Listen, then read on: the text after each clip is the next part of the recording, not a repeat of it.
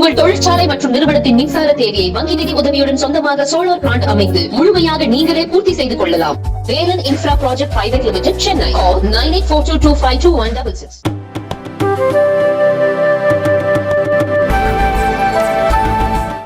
நான் அரசியல்வாதி இல்லை. அரசியல்வாதியா இருந்தா தோல்வியடைந்த பின்பும் என் மக்களுக்கு நான் நன்றியை சொல்ல வந்திருக்க மாட்டேன். நான் என் மக்களை நேசிக்கிறவன். இந்த மக்கள்கிட்ட இருந்தா நான் பாடம் படித்தேன். நான் எல்லாத்தையும் கற்றுக்கிட்டேன். எனக்கு அனுபவத்தை சொல்லிக் கொடுத்தது இந்த மக்கள் தான்.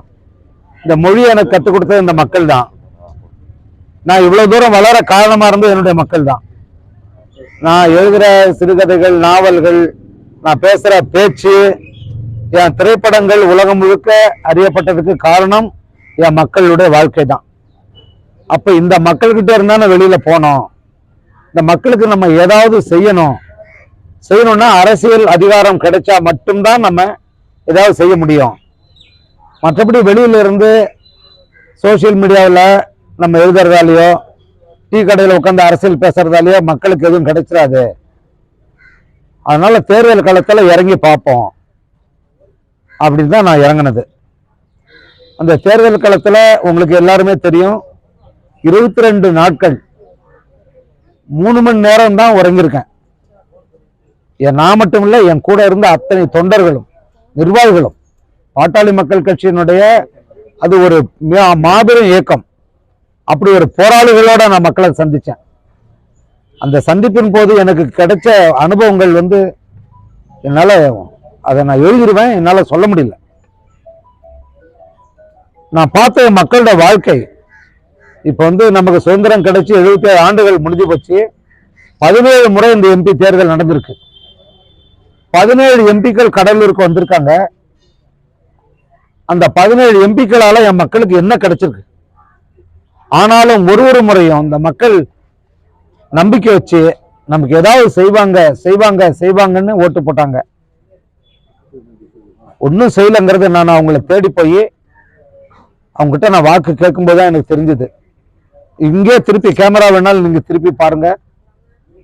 என் மக்களை இந்த மக்கள்லாம் தான் எனக்கு அதிகமாக ஓட்டு போட்டிருக்காங்க. கடலூர் பகுதியினுடைய இது ஒரு நகர பகுதி. என்ன யாருக்கும் நேரடியாக தெரியாது.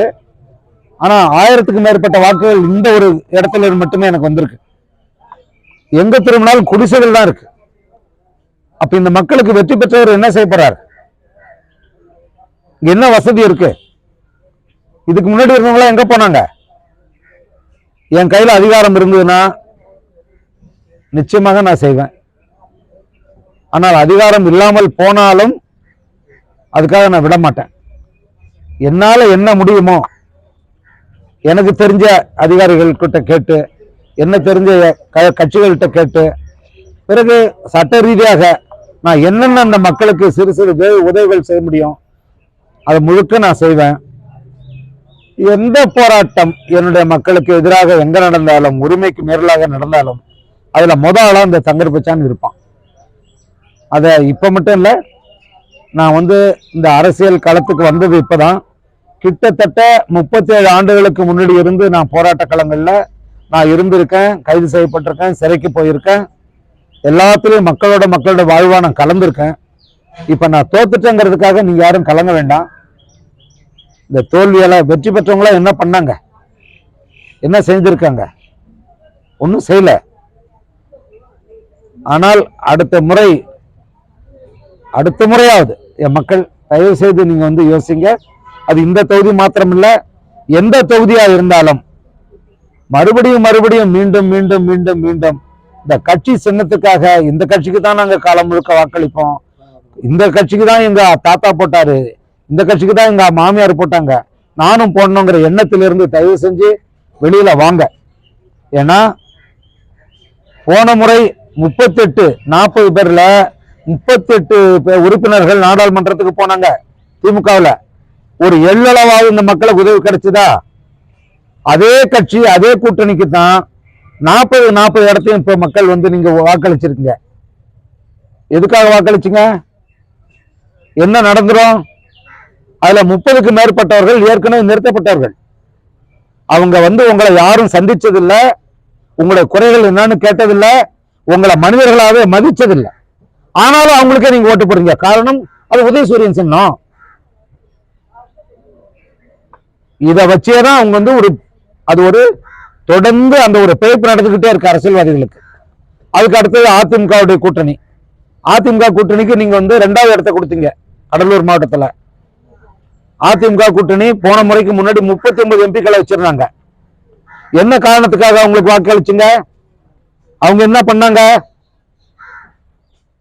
நான் சார்ந்த பாட்டாளி மக்கள் கட்சி மத்திய அரசுல பங்கேற்று சுகாதார அமைச்சராகவும் தொடர்வண்டி அமைச்சராகவும் இன்னும் என்னங்க செய்யல. கிடைச்ச சின்ன சின்ன அதிகாரத்தை வச்சுக்கிட்டு இந்தியாவில் யாரும் செய்யாத அத்தனை சாதனைகளையும் பாட்டாளி மக்கள் கட்சி பண்ணிச்சு. அப்படி ஒரு கட்சியில உறுப்பினராக நின்ன எனக்கு நீங்க வாக்களிக்க இந்த முறை தவறிட்டீங்க. நிச்சயமா எனக்கு தெரியும் என் மக்களை. இப்ப நான் என் மக்கள்கிட்ட நான் நன்றியை சொல்லும் போது என் முகத்தை பார்க்க முடியாம என்னுடைய என்ன சொல்றது, என்னுடைய தாய்மார்கள் வந்து கலங்கி அழறாங்க. நீங்க கலங்க வேண்டிய அவசியமே கிடையாது. நான் இதே பத்திரக்கோட்டையில் தான் இருக்கேன். ஆனா எல்லாருக்கும் நான் சொன்னேன், நான் புது ஆள் கிடையாதுங்க, இந்த ஊர்க்காரன் தான். என் படத்தெல்லாம் பார்த்துருக்கீங்க, நான் பேசினது எல்லாமே தெரியும். ஆனா யாருன்னு முகமே தெரியாத ஒருத்தவங்க வெளியூர்ல இருந்து வந்து நிக்கிறாங்க. அவங்கள நீங்க இனி எங்க போய் பார்க்க போறீங்க? வெற்றி பெற்றாலும் அவங்க உங்களை வந்து தேடி வரமாட்டாங்க. நீங்க போய் அவங்க கிட்ட எதையும் கேட்கவும் முடியாது. ஓட்டு எனக்கு போடுங்க, போட்டீங்கன்னா உங்களுக்கு நல்லது அப்படின்னு நான் சொன்ன பிறகும் நீங்க மறுபடியும் அதிமுகவுக்கும் உதயசூரியனுக்குமே ஓட்ட போட்டு இந்த நிலைமையிலே நீங்க நிக்கிறீங்க. அடுத்த முறையாவது கடலூர் மாவட்டம் இல்ல, கடலூர் தொகுதி மாத்திரமல்ல, தமிழ்நாட்டினுடைய இருக்கக்கூடிய அனைத்து தொகுதிகளிலும் தயவு செஞ்சு எந்த வேட்பாளர் நிக்கிறாங்க அந்த வேட்பாளரை பார்த்து உங்களுடைய வாக்குகளை தயவு செஞ்சு போடுங்க. அதுதான் உங்களுக்கான விடுதலை. நமக்கெல்லாம் இப்ப என்ன ஆயிப்போச்சு தெரியுமா? எலெக்ஷன்ங்கிறது, தேர்தலுங்கிறது அது ஒரு நாள் ஒரு கூத்து. முன்னாடி வந்து ஓட்டு கேட்பாங்க, போவாங்க, வருவாங்க, யாரு பேசுறாங்க என்ன இதெல்லாம் பேசிக்கிட்டே இருப்பாங்க. அன்னைக்கு ஒரு நாளைக்கு எல்லாம் நல்லா உடை உடுத்திக்கிட்டு மேக்கப் எல்லாம் போட்டுக்கிட்டு போய் நின்று வரிசையில் நின்று ஓட்டு போட்டு வந்து கதவோட முடிஞ்சிடும். அந்த மைய பூசி விட்டான்னா அடுத்த 5 வருஷம் தான். அது வரைக்கும் உங்களுக்கும் ஓட்டு போட்டோமே, நம்ம கிட்ட ஓட்டு போட்டு வாங்கிட்டு போன ஆளு ஜெயிச்சுட்டு போனாங்கல்ல, அவங்க என்ன பண்றாங்க, ஏன் நம்மளை வந்து பார்க்கல, ஏன் நம்ம குறைகளை செய்யல அப்படின்னு நீங்க நினைச்சு பார்க்கலையே. நினைச்சு பார்த்திருந்தா எதுக்கு மறுபடியும் அதே ஆட்களை தேர்வு பண்றீங்க?